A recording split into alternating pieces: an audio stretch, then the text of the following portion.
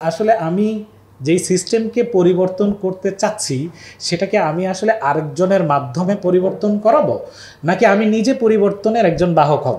আমরা যখন health system নিয়ে কথা বলবো আমরা একই সাথে প্রিভেন্টিভ এবং কিউরেটিভ সিস্টেম উভয়টাকে ধারণ করে আমাদের এই সিস্টেমটাকে পরিবর্তনের জন্য কাজ করব। দ্বিতীয় কথা হচ্ছে এই যে আমাদের বিভিন্ন ধরনের চিকিৎসকদের বিভিন্ন ধরনের দাবি দাওয়া থাকে। আচ্ছা, আপনাদেরকে যদি আমি প্রশ্নটা করি যে দাবি দেওয়াটা কাদের বেশি থাকে, যারা প্রিভিলেজ নাকি আন্ডার প্রিভিলেজড? যারা আন্ডার প্রিভিলেজড, তার মানে আমরা বেশি বেশি দাবি করছি মানে যে আমরা আন্ডার প্রিভিলেজড। তা আমরা যদি আন্ডার প্রিভিলেজড হই, সবার আগে আমাদেরকে এটা বুঝতে হবে যে why we are under privileged. এই জায়গাটা যতক্ষণ পর্যন্ত আমরা না বুঝতে পারবো ততক্ষণ পর্যন্ত এই প্রবলেমটা বা হেলথ সিস্টেমের কোনো মৌলিক পরিবর্তনের জায়গায় আমাদের আসলে রোল প্লে করা সম্ভব না। সুতরাং চিকিৎসকদের আগে নিজের অবস্থানটি বোঝা উচিত যে আসলে আমি যেই সিস্টেমকে পরিবর্তন করতে চাচ্ছি সেটাকে আমি আসলে আরেকজনের মাধ্যমে পরিবর্তন করাবো নাকি আমি নিজে পরিবর্তনের একজন বাহক হব।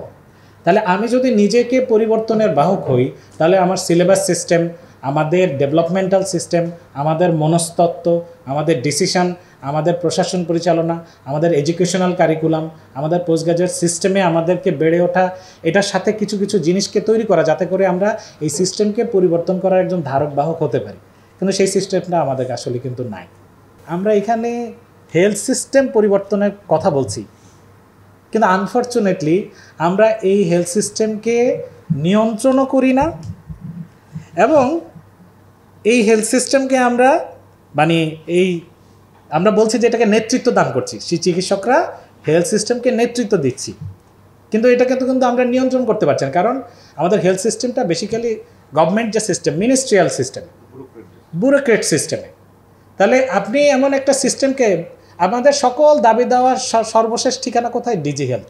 কিন্তু ডিজি হেলথে গিয়ে দেখবেন আসলে তাদের কিছু সিদ্ধান্ত পাস করা ছাড়া, ফাইল পাস করা ছাড়া তাদের আসলে বড় ধরনের কোনো কাজ নেই।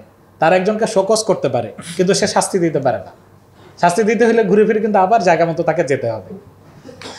তাহলে একদিক থেকে হচ্ছে এই যে দাবি, আমাদের সিনিয়র অনেক দিন ধরে দাবি করেন যে কৃত্য পেশা ভিত্তিক মন্ত্রণালয়, যার মন্ত্রণালয় তিনি যদি চালান তাহলে এই সিস্টেমটা আরও ভালো চলবে।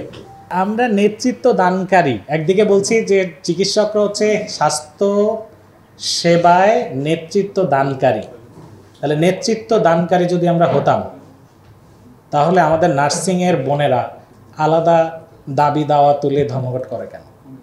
আমাদের ম্যাথসের ভাই বোনেরা তারা আলাদা আন্দোলনের নামে কেন? আমাদের ফিজিওথেরাপিস্ট ভাইরা তারা আলাদা তাদের দাবি দাওয়া করে কেন?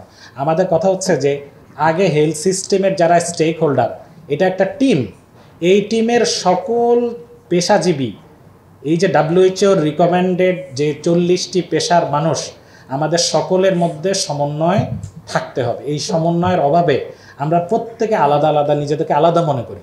এই জন্য সমন্বিতভাবে যে ধারণ করা, যারা মনে করে যে আমরা এটাকে নেতৃত্ব দিচ্ছি তাদেরকেই সবার আগে উদ্যোগটা নিতে হবে।